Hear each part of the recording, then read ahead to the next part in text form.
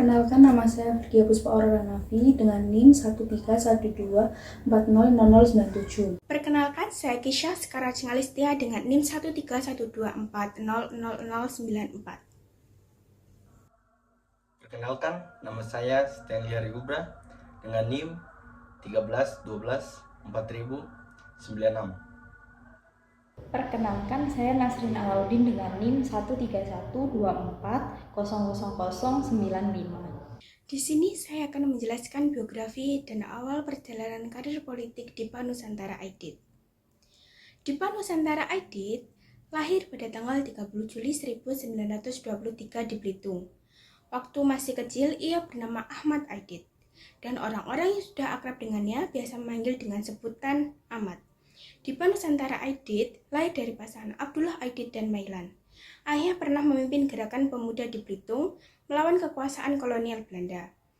Dan setelah merdeka sempat menjadi anggota Dewan Perwakilan Sementara mewakili rakyat Belitung. Sementara ibunya berasal dari keluarga ningrat yang ada di Belitung. Ia adalah anak sulung dari 4 bersaudara. Sejak kecil Dipa Nusantara Aidit dikenal dengan anak yang rajin beribadah dan pandai mengaji. Setelah menyelesaikan sekolah dasar di Bumi Putra di Bangka, pada awal tahun 1936 ayahnya meminta ia untuk melanjutkan sekolah di Jakarta, dan ia bersekolah di Medicine Handel School atau MHS. Setelah 3 tahun ia tinggal di daerah Cempaka Putih, Jakarta Pusat bersama kerabat ayahnya. Setelah itu, ia pindah ke Senen dan tinggal bersama saudaranya. Pada masa ini, Dipa Nusantara Aidit aktif dalam beberapa kelompok pergerakan seperti Persatuan Timur Muda, di mana kemudian ia menjadi pemimpinnya. Pada saat itulah ia mengganti namanya dari Ahmad Aidit menjadi Dipa Nusantara Aidit atau disingkat dengan DN Aidit. Awal perjalanan karir politik, pada tahun 1940, ia mendirikan perpustakaan yang diberi nama Antara di daerah Tanah Tinggi Senen, Jakarta Pusat. Setelah itu, Dipa Nusantara Aidit dan teman yang bernama Muhtar mengusahakan sebuah penjahitan yang juga diberi nama Antara. Lokasinya strategis menjadikan tempat berkumpul aktivis seperti Adam Malik dan Khairul Saleh, serta tempat berkumpul para seniman yang dikenal dengan nama Seniman Senen. Kemudian, ia belajar teori Marxis melalui Perhimpunan Demokratik Sosial Hindia Belanda yang berganti nama menjadi Partai Komunis Indonesia. Dalam aktivitas politiknya itu, ia mulai berkenalan dengan orang-orang yang kelak memainkan peran penting dalam politik Indonesia. Menurut beberapa temannya, Muhammad Hatta menaruh banyak harapan dan kepercayaan kepadanya. Dan Dipa Nusantara Aidit menjadi anak didik kesayangan Bung Hatta. Meskipun ia seorang Marxis dan anggota Komunis Internasional, Dipa Nusantara Aidit menunjukkan dukungan terhadap paham Marxisme Soekarno dan membiarkan partainya berkembang tanpa menunjukkan keinginan untuk merebut kekuasaan.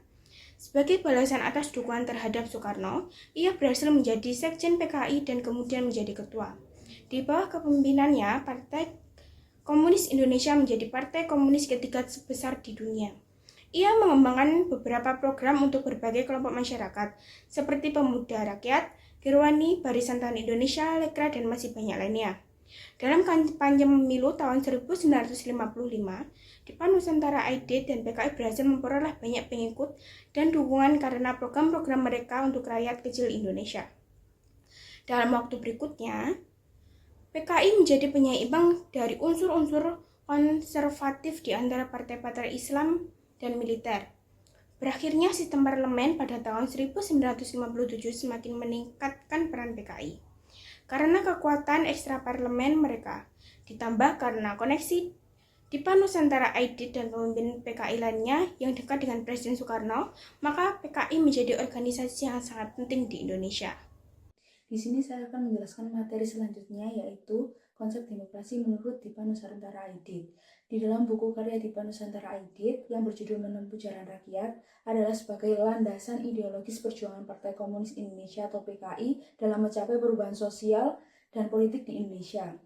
Di dalam buku ini menekankan pentingnya perjuangan sebagai inti utama dari upaya penyelamatan rakyat dari sistem ekonomi bebas atau kapitalisme dan penyelamatan dari suatu paham dan kebijakan yang dilakukan oleh suatu negara untuk mengendalikan negara lain, yaitu imperialisme. juga menurut Dipa Nusantara Aidit sebagai sumber utama timunnya di Indonesia. Dari pandangan Aidit, Indonesia pada saat itu masih berada di bawah kendali sistem kapitalis dan imperialis yang mendominasi politik dan ekonomi yang berjalan di Indonesia. Banyak yang menderita pada kala itu, khususnya kaum buruh dan tani. Mereka menderita akibat akan adanya eksploitasi yang dilakukan oleh kaum elit yang mengendalikan kekuasaan. Oleh karena itulah, Aidit mendorong rakyat pekerja untuk bersatu dan ikut serta di bawah partai revolusioner yang berpegang teguh pada ideologi Marxisme dan Leninisme yang dimiliki oleh Partai Komunis Uni Soviet. Partai Komunis Indonesia sebagai partai yang bertujuan untuk menyamakan kapitalisme dan menciptakan masyarakat yang berlandasan sosialisme. Demokrasi rakyat menurut Aidit adalah sebuah bentuk pemerintahan yang berbeda dari demokrasi liberal. Demokrasi liberal menurut Aidit adalah hanya mementingkan atau melayani kepentingan kaum elit dan kapitalis, sementara demokrasi rakyat menempatkan kebijakan politik dan ekonomi harus ditujukan untuk meningkatkan kesejahteraan rakyat dan menciptakan keadilan sosial. Demokrasi ini dianggap sebagai sistem ideal untuk mencapai kemerdekaan nasional yang sejati dan menghasilkan perbedaan strata. Menurut Aidit, bekerja sama dengan kaum tani dan buruh adalah kunci strategi perjuangan Partai Komunis Indonesia, karena Aidit menyadari bahwa mayoritas rakyat Indonesia adalah kaum tani dan buruh yang sering mengalami eksploitasi oleh tuan tanah dan kapitalis. Bekerja sama dengan kaum buruh dan tani juga dapat menciptakan kekuatan revolusioner yang solid dan tak tergoyahkan, yang mampu menumbangkan kekuasaan kapitalisme dan imperialisme. Selain itu, buku Menempuh Jalan Rakyat juga mengkritik imperialisme sebagai bentuk global yang menghambat perkembangan nasional dan memperparah kemiskinan rakyat. Di sini saya akan menjelaskan tentang prinsip demokrasi menurut Dipa Nusantara Aidit. Dipa Nusantara Aidit yaitu seorang tokoh penting dalam sejarah politik Indonesia, memiliki pandangan khusus tentang prinsip-prinsip demokrasi yang lebih menekankan pada keadilan sosial, pemerintahan yang berpihak pada rakyat, dan pemerataan kesejahteraan. Berikut adalah penjelasan prinsip demokrasi menurut Aidit. Yang pertama yaitu kedaulatan rakyat. Menurut Aidit, kekuasaan tertinggi dalam negara harus berada di tangan rakyat, bukan di tangan segelintir orang atau kelompok. Rakyat berhak menentukan kebijakan negara dan memilih pemimpin yang akan mewakili kepentingan mereka.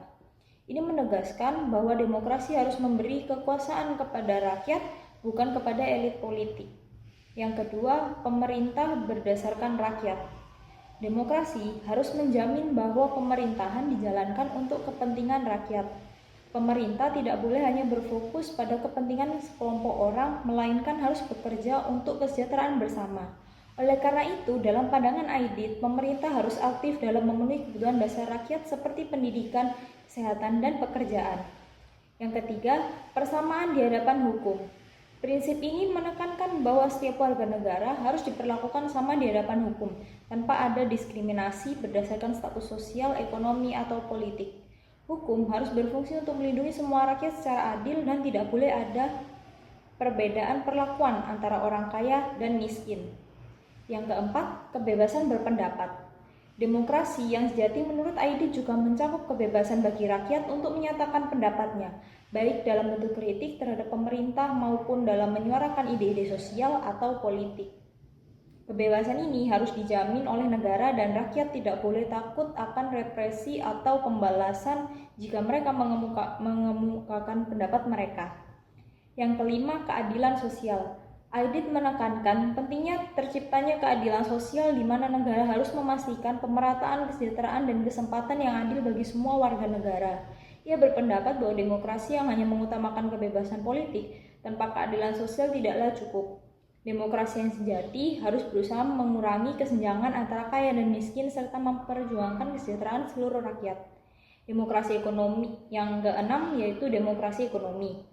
Selain demokrasi politik, Aidit juga menganggap penting adanya demokrasi ekonomi. Menurutnya, rakyat harus dilibatkan dalam pengambilan keputusan ekonomi yang mempengaruhi hidup mereka. Demokrasi ekonomi berarti bahwa negara harus memastikan pemerataan akses terhadap sumber daya ekonomi dan tidak ada kelompok yang mendapatkan keuntungan lebih besar sementara yang lain tertinggal. Secara keseluruhan, prinsip demokrasi menurut Dipa Nusantara Aidit adalah sistem yang mengutamakan partisipasi rakyat dalam pengambilan keputusan politik dan ekonomi serta berfokus pada pencapaian keadilan sosial dan pemerataan kesejahteraan untuk seluruh masyarakat. Demokrasi bagi ID tidak hanya soal kebebasan memilih pemimpin, tetapi juga tentang bagaimana mewujudkan kesejahteraan dan keadilan bagi rakyat secara luas. Baik, setelah mendengar penjelasan dari teman-teman saya tadi, saya menarik kesimpulan bahwa demokrasi menurut DN Aidit ialah demokrasi yang berakar pada kepentingan rakyat dan memperjuangkan keadilan sosial. Ia menekankan pentingnya peran serta rakyat dalam proses demokratis dan penghormatan hak asasi manusia. Implementasi demokrasi menurut Aidit dapat dilakukan melalui pemilihan umum, pembentukan badan perwakilan, dan pengembangan partisipasi rakyat. Pandangan Aidit tentang demokrasi masih relevan hingga saat ini dan dapat menjadi inspirasi bagi perjuangan tokoh-tokoh demokrasi. Terima kasih.